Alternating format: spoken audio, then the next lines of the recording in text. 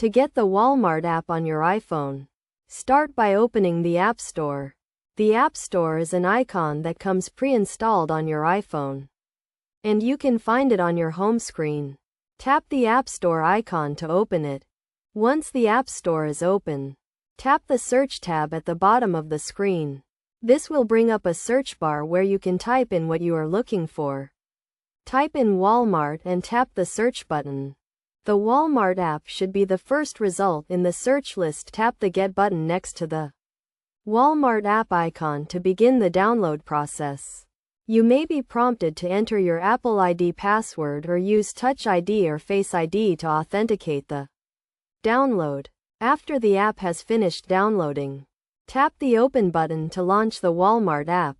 You will be prompted to allow the app to access your location, which is necessary for features like in-store mode and finding stores near you. To sign in to the Walmart app, tap the Account tab at the bottom of the screen and then tap Sign In. You can sign in with your existing Walmart account or create a new one if you do not have one. Signing in will allow you to access features like purchase history and saved items.